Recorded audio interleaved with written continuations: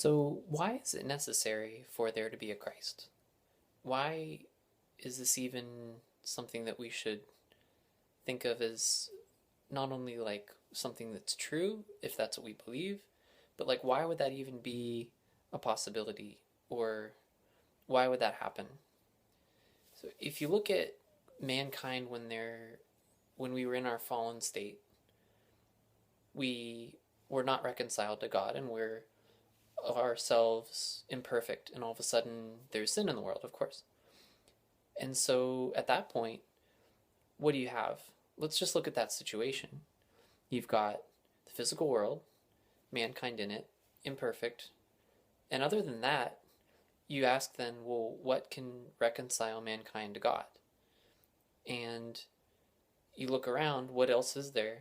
I mean, maybe angels are above men and can bring men closer to God somehow, but that's how much would that even be, and would that even happen?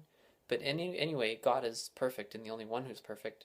So what's the only thing that can bring man closer to what is perfect, to be with the perfect one as we were? And that can only be God himself. So you need God. You need perfect God, firstly, for men to be reconciled to God. And secondly, once you have that, okay, there's perfect God, but how can perfect God even approach mankind? If God tries directly, just God, to approach mankind and be with him, we'd be destroyed.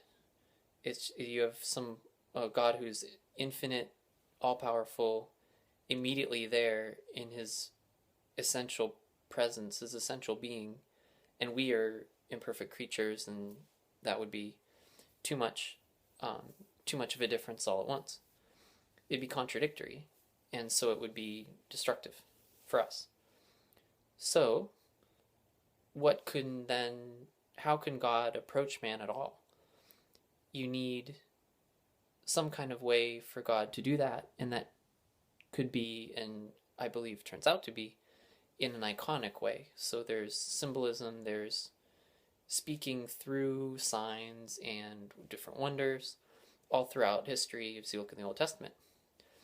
That can bring man closer to God as he chooses to bring us, but what's the perfect way for God to be close to us and guide us and bring us to him? That has to involve, if you look at the reasons for the fall, if the problem was a mental, like believing the lie of eating the forbidden fruit, that would do something good when it really didn't, then you've got, in any case, your mind has to be fixed for the fall to be fixed. And so you need teaching. So what's the perfect way for God to approach us and bring us close to him in a way that wouldn't destroy us, let's say, like directly? It ends up being you need a full man. Because once, like, what would know us better and be like us more than ourselves as we are anyway? So the perfect teacher and the perfect way to approach someone and guide them and have them get to know you is to be just like them.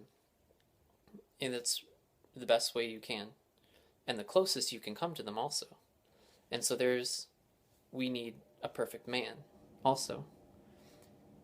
And so that perfect man has to be both God to bring us close to God, and perfect man to approach us and be the perfect teacher.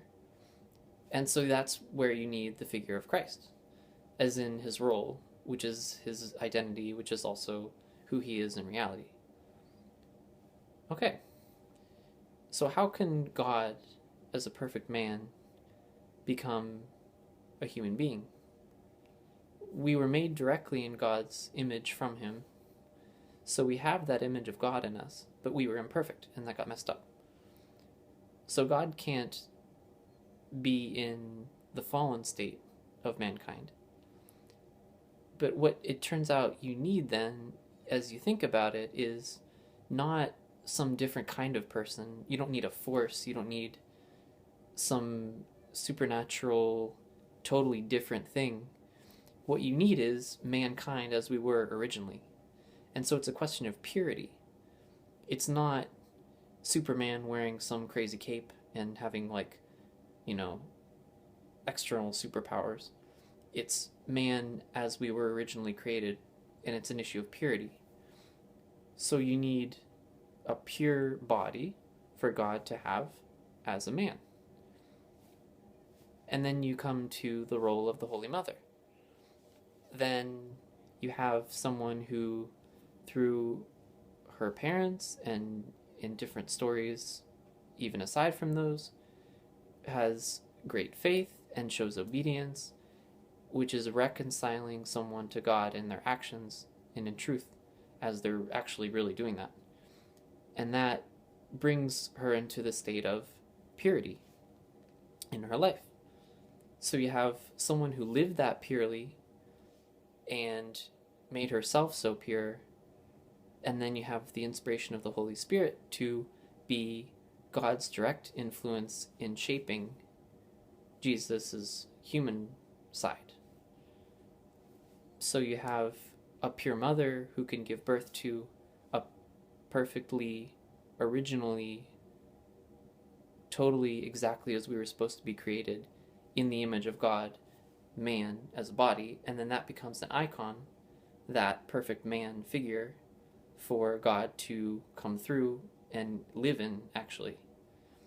So that's where you need the role of the Holy Mother as the necessity. And then, so you have a perfect man as God, also in the world, teaching people. Then what do you need? You have the closest students that there were to teach someone in a way that no one else could be taught so directly and for so long. And then you also need to teach everybody else just en masse. And so then you have the roles of the disciples and preaching. And as those specific people were taught so deeply and for so long in their lives, they go out and preach and teach others, and you have the role of the disciples as well as the first churches who then teach others. And so all these roles we can see are essential, and the reasons for the design, in a way, the design of Christ and how history was shaped like that, as Christians believe, it's based on a necessity. We actually need all that for mankind to be restored at all. How else could that happen? An imperfect man is not just going to come to God because he's imperfect and the whole world's imperfect. So what would bring us to him? And so you have these necessities, and you need to have this design for man to be saved.